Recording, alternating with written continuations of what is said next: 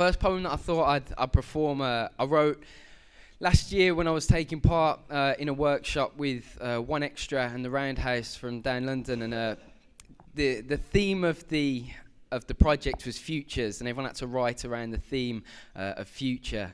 And the question that inspired this piece was, where do you see yourself in 5 years' time? And I'm sure, being in a university, that's either a question that you either ask a lot or get asked a lot. Where do you see yourself in 5 years' time? And I don't really like that question too much, because I feel like having a plan is good, but if you focus too far on 5 years away, you forget about the now.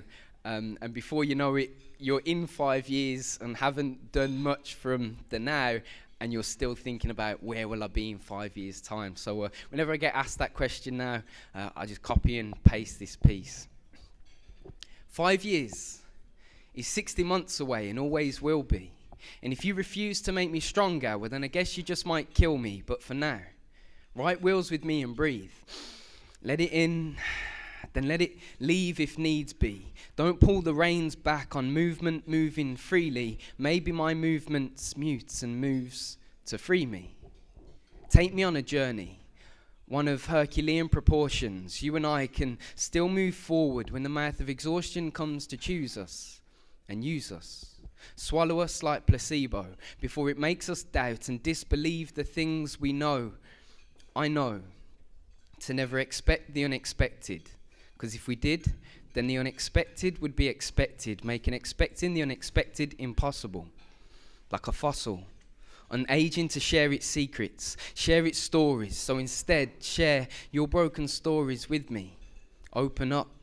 Make me eat my words like I'm swallowing a book until my belt buckle breaks, though I beg you. Do not write your final chapter until I regurgitate. Please wait. Impatience is not a virtue, but if your fingers fit perfectly through the gaps of mine, well then I promise not to hurt you. Thanks.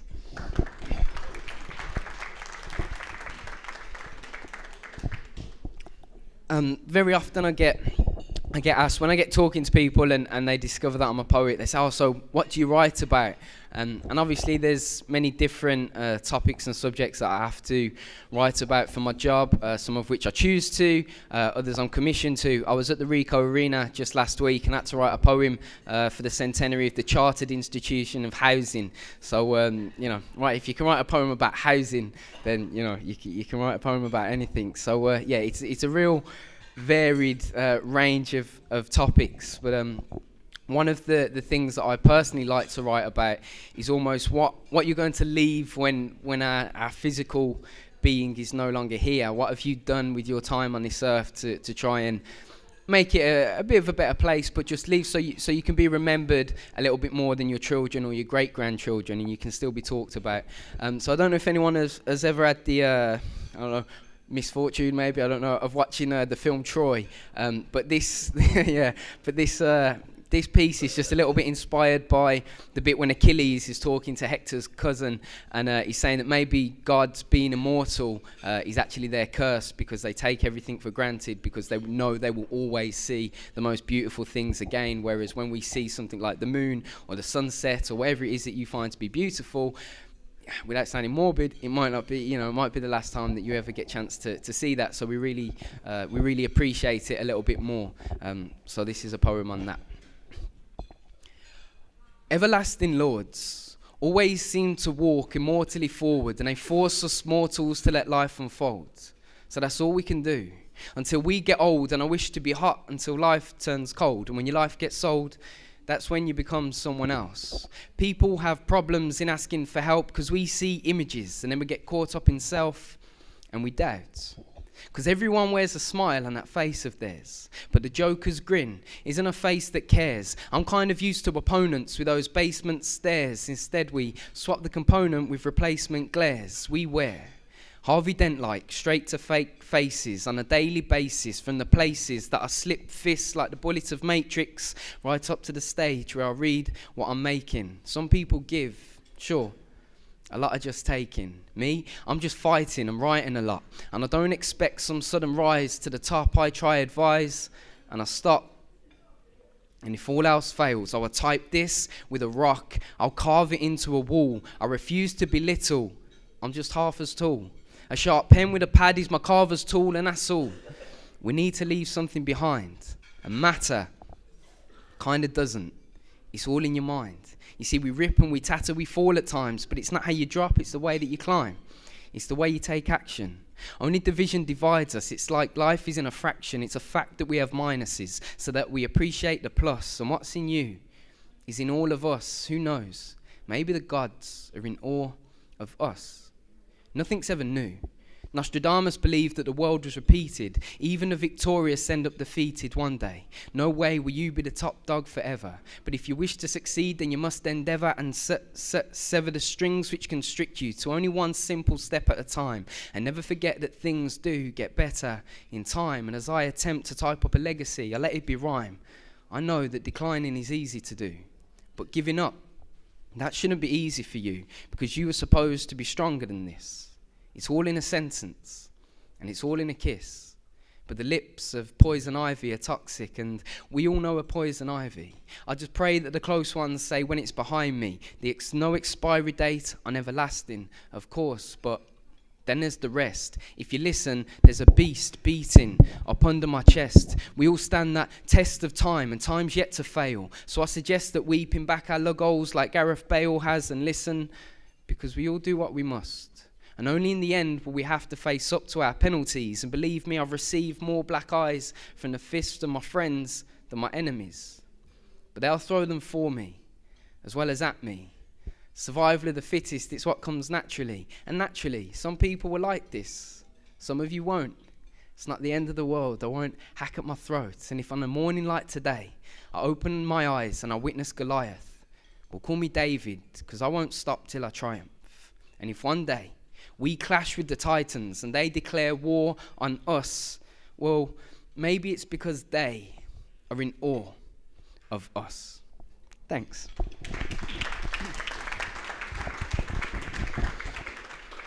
Just for the people that don't know, and just to give some clarity, I'm a professional boxer as well as a poet. So when I'm talking about fighting and black eyes, and I'm not 10 pints strong down Broad Street on a Friday night, nothing like that.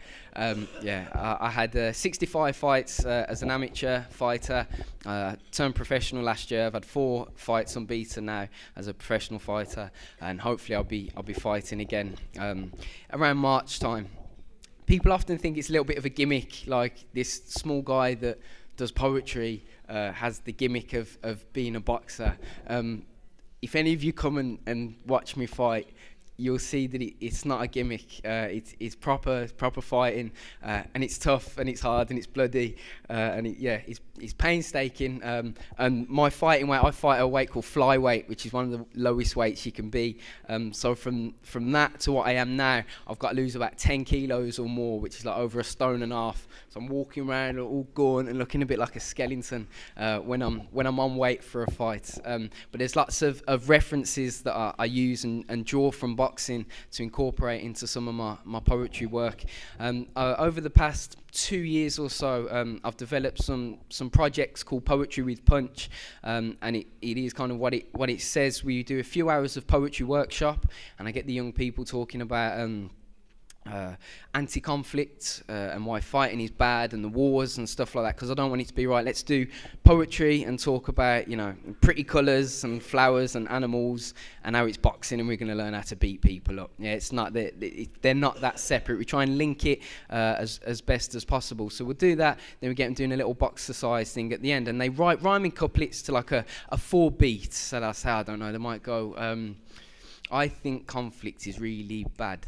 Killing all the soldiers makes me sad. Might just come up with little couplets like that. But then when we get into our boxing stance, and we have to do it's 1, 2, 3, 4. So it's I think conflict is really bad. killing all the soldiers makes me sad. And they can do their poem as they're doing their boxing movements and the footwork, and it works really nice. And you see the light bulb go on a little bit, and they go, oh, okay, yeah, and they start to get it. I'm developing that now into summer school projects, which I'm now currently trialling, and it's still the poetry, the boxercise, but they also do photography, music producing, and dance choreography. And I get other artists that are specialists in those fields to come in and work with the kids. But everything links together. So, the photography, they'll be documenting their process throughout the course of the whole project. The dance, they make a dance out of the boxing moves and steps and footworks that they've been doing. They also dance to the music that they create in the music producing. The music that they do produce goes behind their poem to turn their poem into a song or a rap. So it all links and has a nice sort of flow all the way through it. So that's the things that I'm lucky enough to get up to on a daily or weekly basis. I'll shut up for a second, have a quick drink, and give you another poem. Okay, the next piece. Let me just check my set list, because I can remember my poems, but I can never remember the order I'm going to do them in. This poem's called Shooting Stars. I don't know if anyone has ever experienced a time where they've met someone, they've come in, whether it's a friend or a partner or whatever it is, and maybe you've known them for a month, and you feel like you've known them forever, and you like that for a certain period of time, and then maybe 3 months, 6 months, 8 months, a short period of time later, you don't speak anymore. And you look back at it, and it was a really weird kind of, experience to go through from someone that you spoke to almost every minute of the day, and then a few months later, they're a stranger to you again. And I look at those people as shooting stars. They come into your life for a certain reason, and then they're gone again, and you carry on, and hopefully you learn from that experience and you move forward. So that's what this poem was about. I started this poem with the final 3 lines. So the final 3 lines was a haiku. So if it sounds a bit random, that's why. That it was just a haiku on its own, and then I kind of built backwards to create this poem. So it goes like this. Prior to your existence, a portmanteau of persons wouldn't have made sense to me. And though its purpose is clouded, I guess this was meant to be. Every reason for a thing. Every kingdom needs a king, and even freedom costs something. Shooting stars stand out in familiar skies. We see them as beautiful, think them unique, so that you and me can close our eyes, make a wish before it's gone again, just as quickly as it came in, all whilst barely even noticing the 3 stars of Orion, the moon even, Andromeda and Pegasus. Instead, we've gone with our nemesis, ignoring the supremacist that's hiding in plain night. It's the easy come, easy go that attracts our attention and catches the eye. But the nightfall glow that I wish to behold doesn't wish to be held. I tried once. I burnt my fingertips, which turned hindered bits into splintered fists. I haven't touched the same since. My sense of humour, it laughs at itself to the point of teardrops, but fear not, because I've realised that it isn't even a star anyway, just a hollow name. So this wasn't even the start, just tomorrow's way of preparing I for an unknown you, a crucible of sorts that I was condemned to go through. I know that I promised not to write a poem about you, but 3 lines won't hurt. Thank you. Okay, I'm going to really quickly tell you about sort of my time in education, because it's a little bit random as to how I kind of stumbled into poetry. So I'll tell you about that, do another poem, and I'll shut up, bugger off, and if anyone wants to come talk to me afterwards, you're more than welcome to. Like all poets, I got excluded from school in year 10. I got chucked out. We're a rebelsome bunch, and yeah, I got thrown out of school in year 10 for many different reasons. Things that I did and got in trouble for, rightfully so. Things that I didn't do, but I was near it, so it must have been me, and got in trouble for that as well. And I'm a great believer. I work all over the place. Youngest kids I've ever had to get to write poetry is 4. The eldest person I've ever had to get to write a poem is 99, who, if she made it to the next Thursday, was going to be 100. So there's a real range of people that I work with. But predominantly it's senior schools because they're still impressionable. You can still try and change their mind a little bit, but they're not quite as enthusiastic. I'll go to year 6s and say, today we're doing poetry. Yes! Get halfway through year 7, year 8 onwards, and you get that often. So I try and change that into, a little bit more of a, that was all right, that was. If you get an all right off a teenager, yeah, that was all right, you're happy, it's okay. So that's what I have to deal with, say, week to week. So because I was one of those students, I tried to relate. If my school would have been interested enough and bothered to get people like myself in to try and inspire me, I know that's something I'd have really sort of gravitated towards and enjoyed. It wasn't. Instead, teachers just wanted to say, well, if you don't do this, you'll get kicked out. And if you don't do that, you'll get kicked out. And I'm a great believer that most naughty children, it comes from unhappiness, and I think a high proportion of that, the unhappiness is away from school, so they pass them on, they palm them on to somebody else, but the problem still remains because they're still unhappy with whatever it is, parents or whatever it is that they've got going on.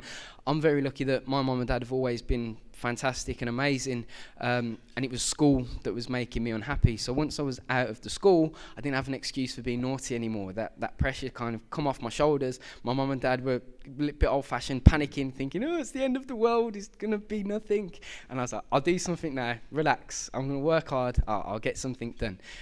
So I was at a pre-school, a naughty school, for like 3 mornings a week or whatever it was, and we still had to do coursework, and we was writing around the theme of homelessness, and we either had to write a 2-page story or a 1-page poem.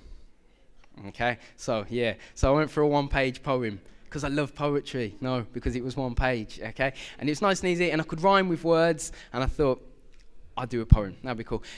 Thankfully, the teacher was impressed with it, and this is where I'm lucky that I'm a Brummie. Right, many times people can say they're lucky to be a Brummie, but this is where I'm lucky to be a Brummie and not come from any other city across the world probably, but especially in England, is that Birmingham was the only place to run a young poet laureate scheme. So the teacher said, I thought of this when I got this in my pigeonhole, thought of you, and there it is. Could you be Birmingham's next young poet laureate? And I thought, what's this? I didn't know a 15-year-old kid could, that was kicked out of school could, become a poet, never mind a poet laureate. Every poet that I had ever had to study when I was at school was either dead by a good few hundred years or probably close to death within the next few years. So it's true. So I didn't know contemporary poetry and poetry for young people and whatever, and working class people existed. So went along to it. Long story short, I eventually ended up winning, seeing other poets for the first time and being like, didn't know this was poetry, and being really inspired and writing loads, and I eventually ended up winning on my second time of going for it, and thankfully then that snowballed into what I now do, because it was a great networking year with teachers and so on and so forth. I couldn't just put all my eggs into one rhyming basket though and be like, yeah, I'm going to be a poet forever and this is what I'm going to do, because there's no guarantee that you're going to still get work. So I thought, I'll get a backup, I'll go to college, I'll do something. So again, like all budding poets, I did plumbing. When I got a plumbing course, I thought, I get a trade. I haven't touched a pipe since I left, so don't trust me to fix your toilet or anything like that, because it would all go terribly wrong. But yeah, I thought, do plumbing, I get a trade. There's nothing else I wanted to do. I wanted to do the poetry and of course the boxing. So I thought, I'll just get a trade. If I do end up having to be a plumber, at least it's indoors. I won't be outside on rainy days and stuff like that. You get a bacon sandwich off the punters and stuff. So I'll be a plumber. Didn't like it, but simply because I knew I didn't want to be doing that. I wanted to do the poetry. But I had a backup, passed, got all my MVQ or whatever it was, and that was fine. And then we left in the July, and then come the September, I registered self-employed with the poetry. And thankfully, like I say, I've never touched a pipe since, so the poetry's going okay. About 6 months after that, I just got a random email one morning saying, hi Matt, we'd like you to come to our school, and it, just a normal kind of email that I read daily. And he said, in Jakarta, Indonesia. I was like, Mum, there's a Boston in England and a Boston in America. There's not a Jakarta anywhere else, is there? So I was just checking, So I ended up flying out and doing some work at an international school over in Jakarta. And since then, I've been fortunate enough to tour around Germany and Austria. Last year, I was in Kuala Lumpur in Malaysia and various different things. I go all up and down the country from Newcastle, Bournemouth, Plymouth, Southampton. I'm in Norfolk next summer.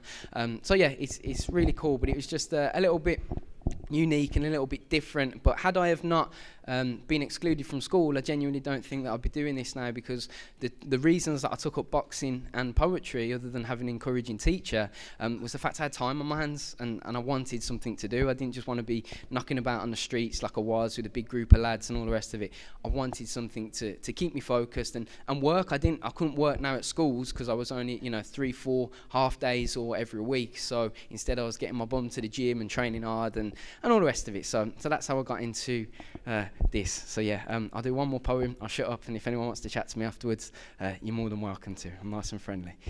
So final piece that I'm going to do for you, I've talked already very quickly about kind of leaving something behind and leaving a legacy. And last year, a young boy, a teenager, got stabbed to death just about half a mile away from my house. And I obviously go past that route very often, either driving or on my runs when I'm training for a fight. And I was jogging past it, and I just looked, and this whole big metal fence was just full of flowers. You couldn't see the fence; it was just completely full. And then I drove past about a month later, and there was probably about 2 bouquets of flowers, and that was it. And I thought it's lovely and it's nice, and people pay their respects when it first happens. But then what? He's only 18. I think he's 18, 19. What else has he done with his life? That of course has now ended through no fault of his own, but what else has he done that could be left behind for people to remember him by? Like I say, not just his grandchildren, but his great and his great-greats and his great-great-great-great-grandchildren. What else has he left behind? And I think, although I may not be, Shakespeare or Wordsworth or whatever, at least worst case scenario, on my computer, I've got a load of poems that, even if it just stays in my family, can be passed down to people. So this poem is called When Flowers Are Gone, and I also wrote it while I was the poet in residence in Stratford at Mary Arden's farm, Shakespeare's mum's house. So there's a few kind of Tudor links and references and stuff in there as well. So it's just about trying to do something for the limited of time that we have. I wish to carve words that can be forever read, as though they run through these veins of ours, because blood is forever red. We were never meant to last. We were heaven sent to pass. We endeavoured in the fact that we'll be severed in the act of a Greek tragedy. But the goal of all living organisms is death. There was no better explanation the last time I checked, so for now, I'll take truth from what's said. I'll take youth from what's dead, and I'll make use from what sense I can fathom for what's next, or for what will be left. And whilst flowers on an engraved bench are heartily meant, I need to attempt to manage my own perception of average with some kind of contempt. Redemption is an opportunity, and anyone can try. Seek out hidden ventures, and anyone can strive. I'd rather have unsuccessfully tried than fail to live and survive. I won't achieve death-defying heights through life, so I wish to achieve it through work, through my hurt, my bloodied face and ink-stained fingers until it yearns, until it burns, a signature of worth into a visitor of years, giving birth to a scribble of rehearsed moments. Leave something that could be fossilized and frozen. Take this as my token for the time that I've spent. I know that fate isn't broken, it's a rhyming event, and we're part of its stanza. So do all you can to be breathtaking like asthma and make the most of what's yours. Create new opportunities from the closing of doors as though you're opposing the pause of a standstill. Don't allow your materials to go to waste like a landfill. Be the blacksmith to your future with hammer and anvil, and vandalize the skies in new stars with your passing. Be infectious with your passion. Our purpose is to pass through this pit stop planet to be refueled and sent on back to establish where we went wrong. And I believe that the long and unexpected mishaps are what lead us down destined paths, relieve us from mythic traps and weave us like basket grass. I have grasped that which I'm scared of losing, only to see it slip through the gaps. I've saw it fit true to cracks and stick loosely to facts. In fact, the truth has always been pliable. And if you rely on anything in this world, expect it to be unreliable. The desirable inner trust from oneself, it is a wonderful thing, though you have to know what's within to counter-throw sins with ink. So when the king is dead, long live the king are the echoes that ring true. And when I breathe my final breath, don't cry for me. This is what I was made to do. Thank you for having me, guys. Hope you enjoyed it. Thank you.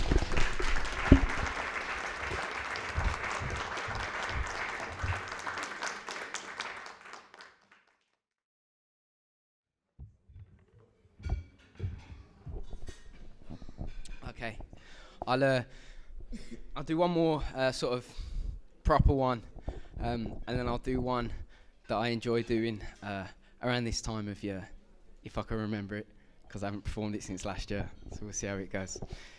This one's called Smoke and Mirrors, and similar kind of subject matter. Sorry if I'm ramming that down your throat, but similar subject matter to the last one, probably not quite as depressing, if that sort of depressed anyone, sorry. So yeah, this is called Smoke and Mirrors. Many have conquered immortality. No one has conquered immortality, though many have tried. Like Spartacus with actions and Biggie Smalls with a rhyme. Like Sugar Ray with a punch or Gandhi with a hug. Some people with a push and others with a tug.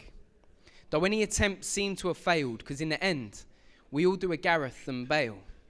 We set sail across the stars into an alien destination. We join the people we've lost from the ones who've replaced them, free falling through space and time into a parallel universe. And if there's a dream you believe in, well then you know its worth. As turns become taken to tamper with destiny, understand that even changing your fate means that's what it's meant to be.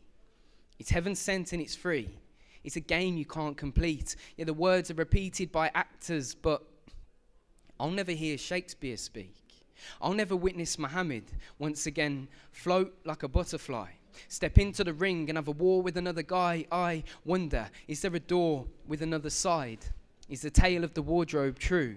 Is another existence there for the taking if you'd only walk through? Is what I'm saying untrue? Or is there substance to the questions? Would we get faster answers if more people would test them? Maybe interest them with investments of your franking sense and worth, and purposely leave your work on this earth. Disperse gifts for the future people amongst us. And I just called to say that it's not just Stevie who wonders. See, I think a lot about the things that I know nothing about. So when I say this, I'm just talking it out, awkwardly falling as I'm walking about, so cautiously talk with me if you forcefully doubt. Pause. For me now. You wish to talk for me, but how? I can only learn how it's taught to me now. And yes, we ought to be proud, but I get scared when it's calling me out, because it's crawling inside me, exploring the doubts, and sometimes a whisper holds more than a shout. That's why simplicity to me is free speech when I write. It's like my eyes go black and my fingers just type. A lack of control, they do what they like. Only know that it's done when I wake up wearing the lines. Life's not fair and it's fine, because we do what we can. And from crawling kids, we grow up to stand. Then as standing beings, we face the tough test with success. But by the time that we've reached our destination, we should all be able to say that we gave it our best. As the inevitable quest for questioned answers seems to draw close, remember, it's just smoke and mirrors. It's all mirrors and smoke. Thank you.